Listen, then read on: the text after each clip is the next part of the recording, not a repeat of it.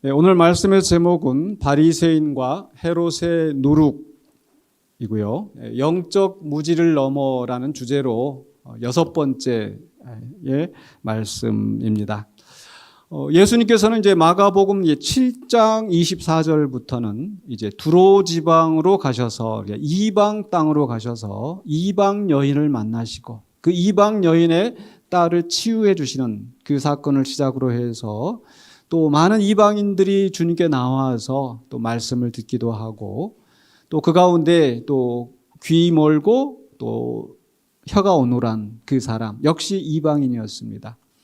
또 4,000명을 먹이신 사건이 있었죠. 광야에서. 그 오병이어의 사건은 이스라엘 사람들을 주님께서 먹이신 사건이라고 한다면 4,000명을 먹이셨던 바로 그 사건은 이방인들에게 주님께서 또 그들을 먹이신 사건이셨다라고. 그래서 이렇게 이방 땅에서 예수님을 사역을 하셨어요. 그리고 이제 지난주까지 나눴던 말씀에서는 이제 10절의 말씀에서 예수께서 배를 타고 달마누다 지방으로 이렇게 오셨다는 그 말씀이 나오죠. 그리고 나서 이제 오늘 봉독한 말씀 11절에서는 뭐부터 시작합니까? 바리새인이라고 하는 거예요. 지금 이제 이스라엘 땅으로 돌아오신 거예요. 이방 땅에서 예수님이 사역하실 때는 이방 땅에 오히려 하나님을 알지 못하고 메시아도 알지 못하고 하나님의 말씀도 들어보지도 못한 이런 사람들이 그 예수님을 만나서 순수한 마음으로 예수님 앞에 기도하고 간구하고 또 그 은혜를 누리는 정말 그런 아름다운 모습을 보였는데, 그렇다면 이제 이스라엘로 돌아와서 하나님을 알고 하나님께 예배하고 메시아에 대한 약속도 이미 받았던 그 사람들이 어떤 마음으로 어떤 태도로 그 예수님을 대하실까 기대하기는 정말 그들도 전심으로 예수님을 맞이하고 더 큰 은혜를 누려야 될 텐데, 네? 오늘 말씀 속에서 보면은 역설적으로 오히려 예수님을 더 배척하고, 그러니까 예수님을 반대하는 바리새인들도 그러하고, 또 그러면 예수님을 따라다니던 제자들은 어떠한가? 역시 그들도 예수님을 제대로 알아보지 못하는 그런 영적인 무지에 빠져 있는 것을 보게 됩니다. 그래서 오늘 말씀을 통해서 우리가 또 어떤 우리의 영적인 무지를 넘어서야 될 것인가를 함께 생각해 보고자 합니다. 오늘 말씀 속에서 드러나는 게 바리새인들이 주님을 알지 못하고 배척하는 내용이 나오는데요. 말씀드린 것처럼 이 바리새인들은 처음부터 예수님을 대적하는 적대자의 입장이었습니다. 그들은 하나님의 말씀을 많이 알고 또 많이 섬긴다고 하는, 하나님 그 예배하고 섬긴다고 하는 사람들이었지만 실제로는 영적인 무지에 사로잡혀 있던 자들이었던 거죠. 그들이 예수님께 나와서 11절에 이렇게 말씀이 기록되어 있습니다. 바리새인들이 나와서 예수를 힐난하며 그를 시험하여 하늘로부터 오는 표적을 구하거늘. 표적을 구한다고 하였죠.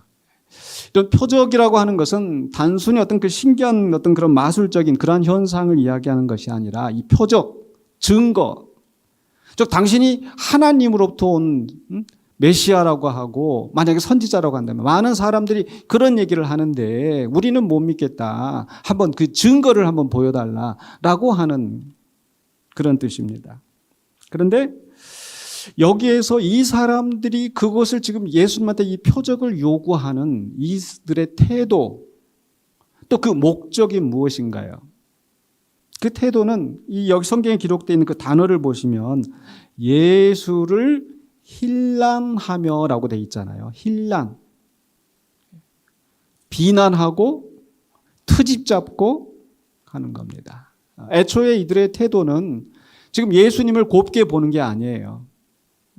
아주 건방지게 판단하면서 정죄하면서 그렇게 지금 나오고 있는 거죠. 또 목적도, 표적을 구하는 목적도 무엇 때문이라고 얘기를 합니까? 시험하여라고 하고 있습니다. 시험하여. 여기서 시험한다라는 것은 순수하게 정말 진리를 탐구하면서 믿음을 얻기 위해서 하는 것이 아니라 마치 마귀가 예수님께서 공생을 시작하시기 전에 그 줄이신 예수님께 와서 예수님을 공격하고 무너뜨리려고 했던 것처럼 지금 이들은 표적을 구하는 게 좋은 의도로 하는 게 아니에요. 어떻게든지 트집을 잡아서 예수님을 무너뜨리려고 하고 있는 겁니다. 마치 안식일에 예수님이 그 손 마른 자를 고치시는 걸 보면서 안식일을 범하였다. 또는 가늠하다가 현장에 잡힌 그 여인을 데리고 와가지고 뭐라고 말하는지 한번 보자. 이렇게 말하면 이렇게 트집을 잡을 것이고 저렇게 하면 저렇게 트집을 잡을 것이고, 결코 좋은 의도로 표적을 구하는 게 아니었습니다. 적대적인 태도로 예수님을 무너뜨리기 위해서 표적을 구하고 있는 거예요. 근데 사실 예수님께서 사역을 하실 때 어떤 때 표적이 나타났었습니까? 그 표적을 구하는 사람들은 어떤 마음이었죠? 당장에 우리가 바로 직전에 보았던 수로보니게 여인, 정말 그 딸이 귀신 들려서 죽어가는 그것을 보면서 너무 괴로운 마음에 그 예수님을 찾아와서 그 예수님이 정말 무한을 주고 내치고 하는 그런 가운데서도 부스럭이라도 먹게 해주세요라고 간절히 매달렸던 그 이방 여인, 예수님의 옷자락이라도 만지면 낫겠다라고 해서 그 옷을 만졌을 때 당장에 치유함을 얻었던 이 사람이 어떤 마음으로 왔어요? 한번 해볼까? 아니잖아요. 내가 평생 내 돈 다 탕진해 가면서 정말 이 병 낫게 해달라고 했는데 정말 낫지 못하고, 그런데 저분이라면 저분의 옷자락만이라도 만지면 나을 수 있겠노라고 자기 종을 병들어 죽을 병이 들었을 때 찾아온 이방 백부장이 있었죠. 어떤 마음으로 왔어요? 한번 해보세요가 아니라 말씀만 하시면 낫겠습니다. 우리 집에 와서 하는 그 수고를 우리가 감당할 수 없겠습니다. 어떤 마음이에요? 정말 간절한 마음으로, 믿음으로 나왔을 때 우리 주님께서 딸아, 내 믿음이 너를 구하였다. 내가 이스라엘 가운데 이만한 믿음을 보지 못하였다. 말씀하시는 즉시 역사하심이 나타나는 거잖아요.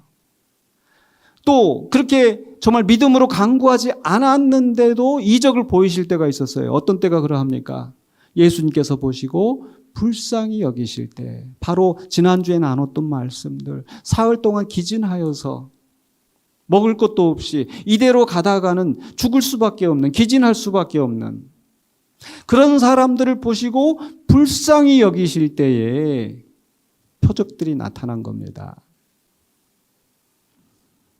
그런데 지금 바리새인들은 그런 상황이 아닌 거예요. 뭔가 마음에 갈급함도 없고 예수님을 향한 존중도 없고 힐난하며 시험하면서 표적을 구하는 거죠. 그럴 때 예수님께서 어떻게 하시겠습니까? 저라면 이것들이 사람을 뭘로 보고 보란 듯이 한번 좀 보여주고 싶은데 우리 주님은 그러지 않으셨어요. 어떻게 하셨어요? 12절에 예수께서 마음속으로 깊이 탄식하셨어요. 마음 아파하셨어요. 왜 아파하셨을까요? 하나님의 택하신 백성인데, 하나님의 말씀을 누구보다도 잘 아는 사람들인데, 하나님을 섬긴다고 하면서 누구보다도 많이 봉사하고 누구보다 많이 헌금하고 그런 사람들인데 정작 하나님이 보내신 그 아들 메시아를 알아보지 못하고 어떻게든지 넘어뜨리려고 하고 결국 멸망의 구렁텅이로 빠져가는 그 사람들을 보면서 마음 아프신 거예요. 광야의 무리들을 보면서, 이방인들을 보면서 불쌍히 여기시는 것은 정말 그들이 하나님도 알지 못하고 의지할 곳도 없는데 먹을 것도 없는 저들을 보면서 불쌍히 여기셨잖아요. 근데 지금 이 사람들은, 바리새인들은 더 많은 하나님의 은혜를 받고 선택함을 받고 풍성한 은혜 가운데 있는데 정작 그 은혜를 거부하고 있으니까 참 예수님 마음이 너무 아프신 거예요. 먹을 것이 없어가지고 배고픈 사람 불쌍하잖아요. 근데 먹을 것이 많은데도 먹지 못하고 있으면 어떨 것 같으세요? 어떻게 보면 더 불쌍할 수 있잖아요. 지금 이 바리새인들이 그런 겁니다. 은혜의 땅에 있으면서, 은혜의 자리에 있으면서, 은혜의 시간에 있으면서 정작 그 은혜를 누리지 못하고 거부하고 있는 이런 사람들. 언젠가도 말씀드렸지만 폭포수가 막 물이 쏟아지고 있는데 거기에 병을 하나 갖다 놔요. 그럼 병이 그냥 금방 차잖아요. 근데 차지 않는 경우가 있습니다. 어떤 때 차지 않을까요? 뚜껑을 꾹 닫고 있으면 은혜의 폭포수가 쏟아져도 은혜가 들어가지 않는 겁니다. 그래서 예수님께서 탄식하시는 거예요. 그냥 탄식이 아니라 깊이 탄식하시는 겁니다. 말씀하시기를 어찌하여 이 세대가 표적을 구하느냐. 믿음이 없고 악한 세대가. 믿음 없이 표적을 구하는 게 더 악한 일인데.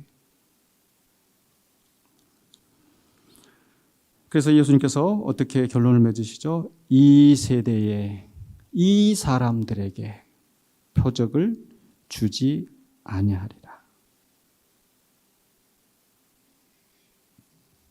예수님이 능력이 없어서가 아닙니다. 이런 비슷한 상황이 있었죠. 언제 예수님께서 표적을 행하지 않으셨습니까? 고향에서 배척당하실 때. 그 사람들이 믿음이 없는 것을 보시고 이상히 여기시면서 거기에서 표적을 행하지 않으시는 겁니다. 왜 행하지 않으실까요? 믿음이 없으면 예수님의 어떤 능력도 발휘하지 못하기 때문에 아닙니다.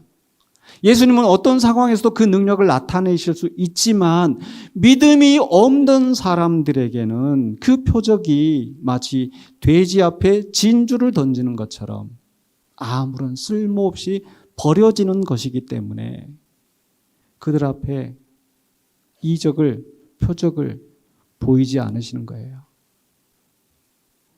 믿음이 없이는 표적이 아무런 쓸모가 없습니다. 그래서 예수님께서 어떻게 하시나요? 13절에 그들을 떠나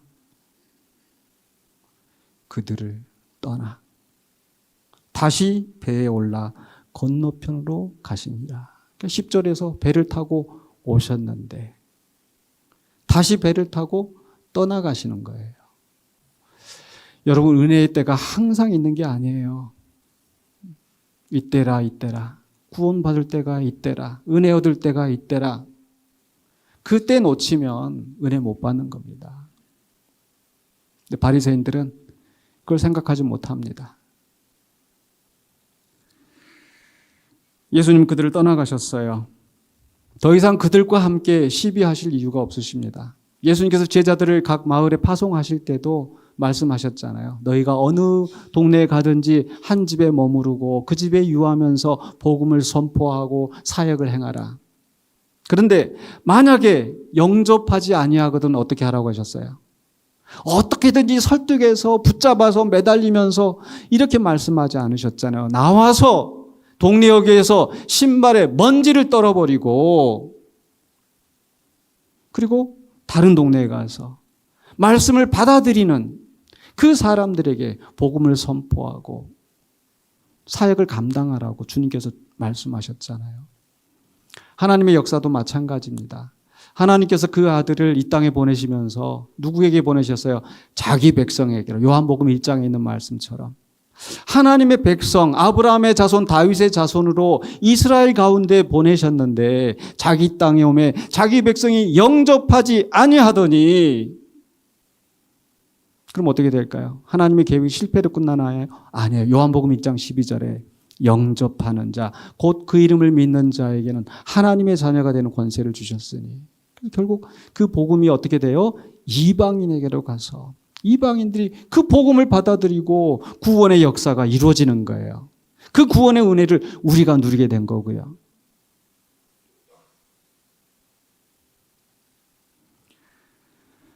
그래서 예수님께서 그 바리새인들을 떠나서 가십니다. 그리고 나서 이제 배를 타고 가시는데 그 다음에 이제 제자들의 이야기가 진행되어지는 거예요. 14절부터.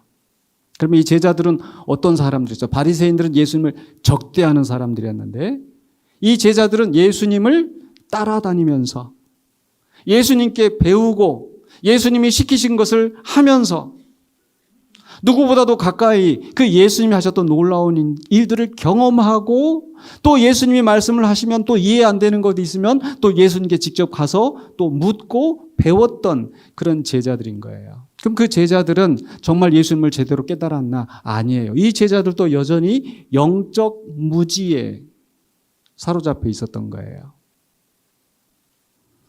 그들의 무지함이 14절로 16절에 나타납니다. 먼저 14절은 이 제자들이 어떤 상황에 있는지를 설명하고 있죠. 제자들이 떡 가져오기를 잊었음에 배에 떡 한 개밖에 그들에게 없더라. 배를 타고 가면 이제 출출해서 뭐라도 먹어야 되겠는데 배에 떡 한 개밖에 없다고 했잖아요. 이 떡 한 개면 어느 정도 될까? 근데 앞서 제가 말씀드릴 때 오병이어 떡 5덩이 또는 떡 7덩어리 했었을 때 그게 한 아이가 또 한 사람이 먹을 만한 도시락 정도 분량이라고 그랬잖아요. 그러니 떡 한 개가 결코 많은 떡이 아니고 그냥 좀 부스러기 조그만한 떡 하나, 우리식으로 얘기하면 개떡 하나 이렇게 한 조각. 그것도 아마 제가 누가 먹으려다가 말고 지금 이게 나중에 먹어야지 하고 이렇게 호주머니 넣어놨다가 잊어버렸던. 지금 배 안에는 적어도 예수님과 함께 그 12제자가 있을 것이고 많은 사람이 있는데 떡 한 조각 있는 상태인 거예요. 자, 그런데 그 순간에 예수님께서 말씀을 하십니다. 그 배 안에서 지금 제자들을 가르치시는 거예요. 뭐라고 가르치십니까? 15절에 예수께서 경고하여 이르시되 삼가 바리새인들의 누룩과 헤롯의 누룩을 주의하라 하시니. 지금 이제 바리새인들을 또 나오신 상황에서 또 그 전에 헤롯과의 지금 이야기도 있었잖아요. 근데 그 제자들에게 바리새인들의 헤롯과 아침 일부 예배 때도 계속 제 입속에서 바리새인들의 헤롯, 바리새인들의 헤롯이 나오는데 죄송합니다. 바리새인들의 누룩과 헤롯의 누룩을 주의하라고 하시는 것은 어떤 의미겠습니까? 누룩이 뭐예요? 누룩은 이 밀가루 반죽에다가 넣어서 효모 같은 이스트, 그죠? 그래서 이 온 이 반죽을 부풀게 하는, 그래서 뭐 빵을 만들거나 떡을 뭐 만들거나 할 때 꼭 필수적으로 들어가는 거잖아요. 근데 그런 누룩을 주의하라고 말씀하시는 거예요. 예수님의 말씀의 의미는 무엇이겠습니까? 바리새인들의 누룩. 그 누룩이 적은 것인데 그것이 온 동이를 퍼지게 하는 것처럼 때로는 예수님께서 하나님 나라를 말씀하실 때 이 하나님의 나라가 작은 씨처럼 들어가는 것이지만 온 가루를 부풀게 하는 것이다. 이렇게 말씀하기도 하시지만 그럴 때는 좋은 의미로 좋은 선한 영향력을 말씀하시는 거지만 나쁜 것인데 나쁜 것이 들어와서 온통 모든 것을 병들게 하는 것처럼 그 바리새인들의 잘못된 것을 따라가지 말라고 하시는 말씀이잖아요. 헤롯의 잘못된 것을 본받지 말라고 말씀하시는 거잖아요. 바리새인들이 잘못된 점이 뭐죠? 그들은 누구보다 열심히 하는데 하나님 말씀도 많이 하는데 근데 문제는 그런 종교적인 교만. 내가 이만큼 많이 알고 내가 이만큼 많이 봉사하고 내가 이만큼 많이 행하고 오히려 그런 교만 때문에 메시아를 알아보지 못하고 메시아를 오히려 배척하고 그 메시아를 비난하고 시험하면서 메시아를 배척하는, 오히려 자기들이 알고 있는 지식이, 신앙이, 전통이 복음 앞에 나가지 못하는 장애물이 되는 거예요. 그러면서 정작 그 하는 말이나 하는 행동은 온갖 추악한 것이 가득 차 있는, 겉으로는 종교적인 생활을 하지만 그러나 주변 사람들에게, 다른 사람들에게 해를 끼치면서 살아가고 있는 종교인들의 모습이 되지 말라는 거죠. 그게 바리새인들의 누룩입니다. 헤롯의 누룩은 어떤 의미겠습니까? 헤롯은 그 왕이잖아요. 권력을 가지고 그 왕 자리를 유지하기 위해서 온갖 술수, 권모술수, 협잡질 마다하지 않고 더군다나 자기 형제의 아내를 취하면서 그것도 정치적인 야망으로 그렇게 한 거예요. 육체적인 쾌락도 있을 것이고 그러니까 하나님의 일에는 관심이 없고, 그러니까 바리새인과는 정반대예요. 바리새인들은 하나님 일에 열심을 한다고 하는데 제대로 하지 못하고 위선적인, 종교적인 위선의 탈을 쓰고 있는 그 무리라고 한다면, 이 헤롯은 세상의 권력에 취하고 세상의 복에 취하고, 그래서 하나님의 나라에 관심도 없고 예수에 대해서 관심도 없고 그저 호기심으로 바라보면서, 그런 헤롯의 누룩 우리에게는 없을까요? 기복적인 신앙으로 어떻게 하면 남들보다 더 높아지고 더 성공하고 더 출세하고, 우리 주님께서는 너희는 염려하지 말고 근심하지 말고 먹을 것을 위하여 입을 것을 위하여 이렇게 하지 말라고 하는데, 우리 주님 뭐라고 말씀하세요? 너희는 먼저 그의 나라와 의를 구하라.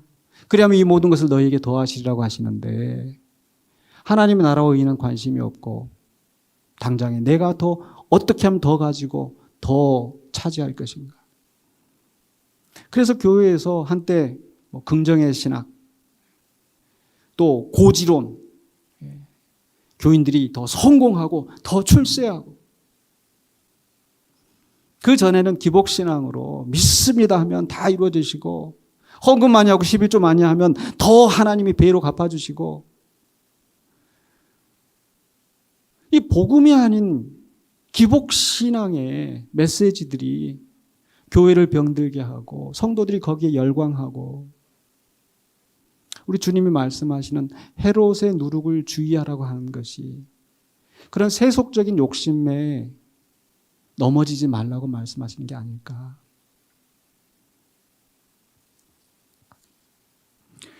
지금 제자들에게 지금 그 교훈을 하시는 거예요.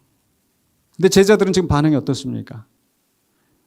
16절에 보니까 제자들이 서로 수군거리기를 이는 우리에게 떡이 없음이로다. 예수님이 지금 누룩 말씀하시니까 그 떡이 없다고 지금 좀 상상을 해보면은요. 지금 떡 한 개밖에 없다고 그랬잖아요. 배고프니까 야, 뭐 좀 먹을 거 없냐 내놓으라 그랬더니 떡이 지금 한 개밖에 없어가지고, 야, 너 그때 그 떡 남은 거 이렇게 7광주리에서 좀 안 챙겼어? 아, 그때 형이 챙기기로 했잖아. 아, 네가 막내니까 네가 챙겨야지. 네가 담당이니까 회계 담당이니까 뭐 하여간 이러고 막 있지 않았었을까. 예수님 지금 떡 이야기하시는 게 아닌데, 이들의 관심사는 오로지 지금 당장에 먹고 배부르는 것밖에 관심이 없는 거예요. 주님이 무엇을 교훈하시는지, 주님이 무엇을 원하시는지, 주님이 왜 이 말씀을 하시는지 깨닫지를 못하는 겁니다.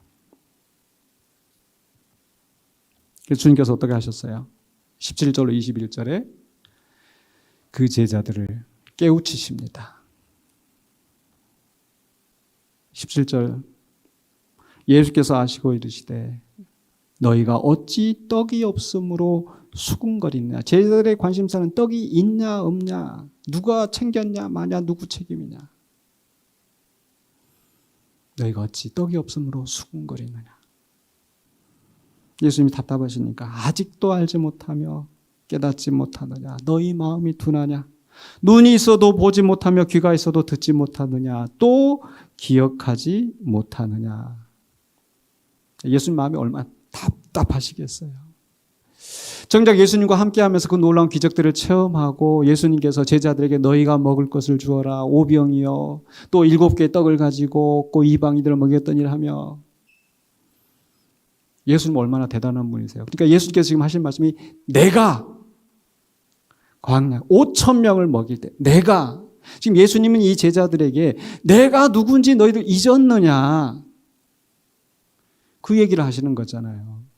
제자는 떡 계산만 지금 하고 있잖아요.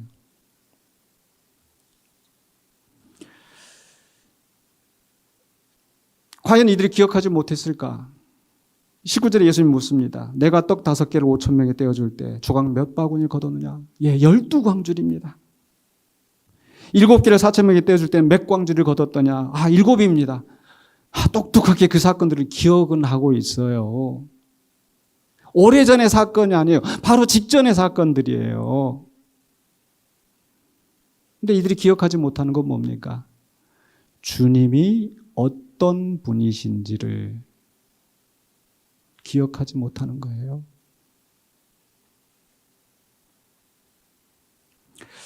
근데 저는 이 말씀 속에서 저는 주님의 은혜를 다시 한번 생각을 합니다. 왜냐하면 예수님께서 아직도 깨닫지 못하냐?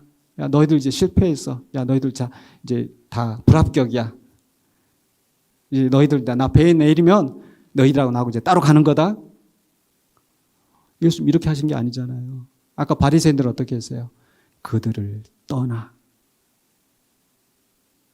예수님 제자들 지금 떠나신 게 아니에요. 아직도 깨달음이 없느냐? 아직도 마음이 둔하냐? 아직도 기억하지 못하냐는 마음 속에서는 예수님께서는 이 제자들이 빨리 깨닫고 그 자리를 잡고 굳게 서기를 기다리시는 예수님의 마음이 있다는 겁니다. 그래서 예수님께서 지금 제자들을 깨우치고 계시는 거예요. 어떻게 깨우치시는 거예요? 그 과거에 그들이 경험했던 그 놀라운 은혜의 사건을 다시 한번 되새기게 하시면서 지금 예수님은 그 떡 한 개를 가지고 봐라 내가 이 떡 한 개 갖고 내가 너희 다 먹일 수 있다 이걸 하시는 게 아니라 그 과거에 그들에게 보여주셨던 놀라운 사건들을 다시 되새기게 하시면서 주님을 알아보게 하시는 겁니다. 이 제자들을 깨우치시는 거예요. 그러면 제자들은 그렇다 치고 우리는 어떠한가요? 우리의 모습은 어떠한가요? 우리의 삶을 돌아보았을 때 정말 힘들고 어려운 많은 그런 과거의 여정들 있으셨잖아요. 근데 그때마다 우리 하나님께서 우리를 업어서 우리를 품어서 인도해 오지 않으셨습니까? 그러니까 지금 우리가 이 자리에 지금 있는 거잖아요. 그런데 또 문제가 생기면 우리는 어떻습니까? 수군거리고 불평하고 원망하고. 제가 주보에 간략하게 아마 요약해 놓은 것 같은데요. 하나님께서 수없이 우리의 삶을 인도해 오셨는데 문제 상황에 부딪히면 우리는 또 두려워합니다. 그래서 우리 주님께서 말씀하시는 게 은혜의 기억을 회복하라고 하시는 거예요. 지난 은혜를 잊으면 현재의 문제가 하나님보다 우리 주님보다 더 크게 보여집니다. 근데 예수님께서는 지금 이 순간에 그 문제를 또 눈앞의 문제를 해결을 하는데 초점을 맞추는 것이 아니라 예수님이 보여주셨던 그 은혜를 예수님이 베푸셨던 그 놀라운 이적들을 다시 기억하면서 신앙의 초점을 바로 맞추도록 제자들을 깨우치시는 거예요. 그러니까 우리는 어떻게 해야 되겠어요? 우리도 문제 상황에 부딪히게 되면은 어떻게 해야 됩니까? 지난 세월 동안에 하나님께서 내게 베풀어 주셨던 은혜를 기억하면서 주님을 바라보고 나아가야 되겠죠. 믿습니까? 사실 우리 인생을 돌아보면 또 지금도 아마 어쩌면은 우리 성도들 가운데 정말 내 인생의 배에 떡 한 조각밖에 남은 것 같지 않은 그런 상황이 있을 때가 있습니다. 통장의 잔고는 다 떨어져 가는데 내 몸의 건강이 여기도 망가지고 저기도 망가지고 이것마저 망가지면 나는 어떻게 될까? 내 아이의 미래.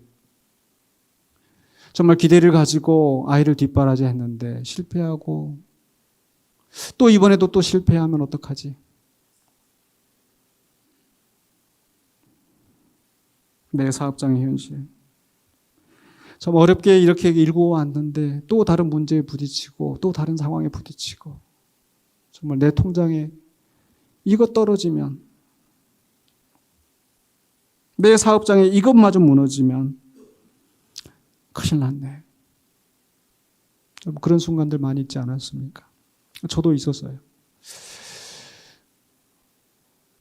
제가 유학 갈 때가 이제 1993년에 아이들 뱃속에 9개월짜리부터 시작을 해서 5살짜리, 3살짜리, 1살짜리 이렇게 해가지고 만삭한 아내와 함께 제가 유학을 갔다고 그랬잖아요. 그렇다고 뭐 누가 이렇게 뒷바라지 해주는 형편도 아니고 그저 가면 어떻게 되겠지 해가지고 주변에서 친척들이 십시일반으로 해서 모아주고 했던 거 다 모아가지고 다 털어가지고 다 정리 다 하고 유학을 갔잖아요. 가면은 저희들은 제가 가서 이제 현지 교회에서 사역을 하면은 되겠지. 안 해도 가기 전에 내가 재봉틀도 배우고 미용 기술도 배우고 뭐라도 하겠노라고 다 배워가지고 다 갔는데 현실의 상황은 전혀 다른 거예요. 아이 넷 키워야 되니까 애들만 두고 집에 갈 수가 없으니까 아내가 집을 비울 수가 없습니다. 아무것도 할 수가 없습니다. 저는 현지에서 교회를 사역을 하려고 그랬는데 이 한국 유학생이 그 현지에서 자리를 잡을 수 있는 그런 게 전혀 아니에요. 한 달이 지나갑니다. 2달이 지나갑니다. 그동안에 그 아이는 출산을 하고 또 이런저런 많은 일들을 겪으면서 근데 그 상황이 지금 이제 한 달이 지나고 2달이 지날 때 수입은 없죠? 지출은 계속 나가죠? 그래서 아무것도 없는 그런 상태. 돼가니까 이거 어떡하나. 제 마음속에는 이제 돈 떨어지고 나면 방법은 2가지예요. 공부를 포기하고 당장에 이제 불법 체류자가 돼서 거기서 어떻게든 살아남든지 또 다른 방법은 뭐예요? 남아있는 돈 아껴서 비행기 표값 남아있을 때 그거 이제 가족들 다시 이제 비행기 타고 이제 한국으로 돌아오는 거예요. 어느 것도 선택할 수 없는 그런 위기 상황. 근데 진짜 우리 하나님은 때로는 너무 잔인하신 것 같아. 미리미리 좀 해결해 주시면 안 되나요? 진짜 마지막 절박한 순간까지 몰고 가시더니 마지막 때 진짜 아무것도 없다고 생각할 그 즈음에 제가 도서관에서 공부하고 있는데 어떤 한인분이 덩치 크신 분이 오셔가지고 저한테 다가오셔가지고 여기 한인 그 학생들 좀 만나고 싶은데 저 한국에서 왔습니다. 이렇게 얘기를 하면서 보니까 왜 찾아오셨냐고 그랬더니 자기가 지금 교회 지금 부목사인데 자기가 지금 그만두게 생겨가지고 지금 후임자를 찾으러 왔노라고. 지금 당장에 다 지금 내려놓고 지금 이제 떠나느냐 마느냐 그 절박한 순간에 그분을 만나가지고 제가 다른 사람 소개해 줄까요? 안 했을까요? 제가 가겠습니다, 나를. 그래가지고 길이 열려서 또 되어지고 뭐 그런 이야기 이제 하자 보면 참 밑도 끝도 없이 많은데 그런 순간들이 있어요. 근데 제가 또 되돌아보니까 그러면 뭐 유학 가서만 그랬나? 아니, 한국에서도 그런 일이 있었어요. 결혼한 지 얼마 안 됐을 때, 뭐, 그때 전도사 월급 뭐 10만 원, 20만 원 할 때, 10만 원이었던 것 같아요, 제 기억이 좀. 겨우 지금 결혼해가지고, 지금 둘이 살면서, 아내는 이제 살림을 하고, 저는 이제 공부한다고, 아내도 같이 공부하면서 이제 그 학교 다니면서 한다고 하는데, 어느 날 보니까 아내가 밥을 안 먹네요. 밥만, 제 것만 차려놓고, 왜 당신은 안 먹냐고 그랬더니, 뭐 말을 잘 안 하고 쭈뼛쭈뼛 하고 있는 거예요. 왜 그런가 이렇게 더 물어보니까 지금 쌀이 다 떨어져 간다는 거예요. 남아있는 쌀이 별로 없다는 거예요. 그러니까 남편 지금 이제 챙겨주고 제가 뭐라고 할게요. 왜 이렇게 믿음이 없냐고. 얼마나 믿음이 없으면 내일 걱정은 내일 하라고 그랬는데 얼마나 믿음이 없으면 밥을 안 먹냐고 제가 그랬어요. 제가 잘했어요? 못했어요? 못된 놈이죠. 지금 그때는 멋있는 줄 알았어요. 그때는 제가 믿음이 정말 출중한 줄 알았어요. 지금 생각해 보니까 참 못된 놈이었다. 못된 남편이었다. 사실 말씀으로 보면 맞을 수도 있어요. 오늘 교동문에도 보면 먹을 것을 위하여 염려하지 말고 뭐 이렇게 공중 나는 새를 보라 이렇게 하고 있잖아요. 근데 제가 잘못한 게 뭐냐면 제가 지난번에 우리 느헤미야 교회 협의회 갔을 때 이렇게 들은 말 중에 하나 기억에 남는 게 목회자들이 말씀과 한편이 되려고 하지 마라. 하나님과 한편이 되려고 하지 마라. 그게 무슨 뜻이냐면 하나님 편에 서서 말씀 편에 서서 성도들을 정죄하고 비난하고 하지 말라는 거예요. 그럼 누구 편에 서야 돼요? 성도들과 같은 입장에 서서 그 말씀을 듣는 입장이 돼야 되는데 그건 영적인 교만에 빠진 거예요. 믿어야지, 기도해야지라고 하나님 편에 서서 못된 소리를 한 거죠. 근데 우리 성도들도 자칫 그런 함정에 빠질 수 있어요. 어려움 당한 형제들이 이렇게 어려워 힘들어하면 기도해야지 뭔 소리 하냐고. 욥과 같이 고통당하는 데 있는데 네가 죄가 있으니까 그런 거라고 하면서 그 사람과 한편이 돼서 같이 아파하고 같이 눈물 흘리면서 고통을 나누는 것이 아니라 하나님 편에 서서 말씀 편에 서서 저도 그랬습니다. 참 못된 사람이었죠. 근데 언젠가 아내가 또 잠차 제가 그렇게 못된 남편이었는데도 멋있게 보일 때가 있었다고 하는데 얘기가 한 적이 있었는데요. 또 이제 어려운 상황이 닥쳤을 때 제가 그렇게 말을 하더래요. 야, 하나님 이번엔 또 어떻게 하실지 좀 기대가 되지 않냐? 똑같이 철없는 소리긴 한데 하나님이 어떻게 하실지, 과거에 우리를 그렇게 이끌어 오신 하나님이 또 이번에는 어떻게 하실지 기대가 되지 않냐고 이렇게 천진난만하게 하는 걸 보면서 사실 뭐 저만 그렇겠어요. 아니 우리 성도님도 다 떡 한 조각밖에 남은 것 같지 않은 정말 인생의 밑바닥까지 그런 상황이 옵니다. 또 있었습니다. 그리고 또 앞으로도 또 올 수 있어요. 우리가 주님 앞에 서는 그날까지는 이 시련이 끊기지 않습니다. 근데 그때 우리는 어떻게 해야 돼요?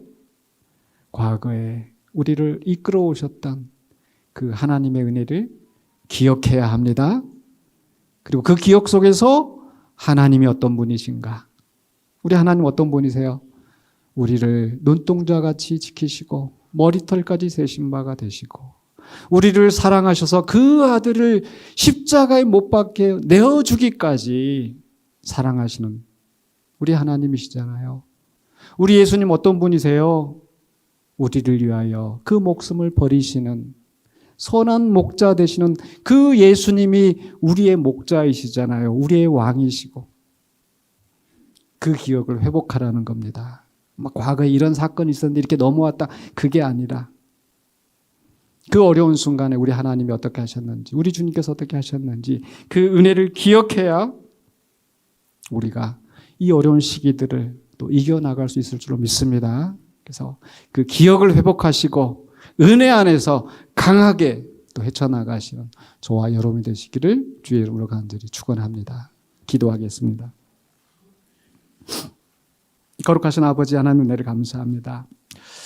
우리의 삶에 부딪힌 여러 가지 편지 풍파 속에서 또 때로는 낙심하고 좌절하지만 그 모든 순간마다 하나님께서 큰 은혜로 우리를 붙들어 하셨던 것을 기억합니다. 하나님 그 속에서 우리가 또 서로를 위로하고 격려하며 또 주님을 바라보면서 믿음으로 헤쳐나가는 우리가 되게 하여 주시옵소서. 예수 그리스도 이름으로 기도하옵나이다. 아멘.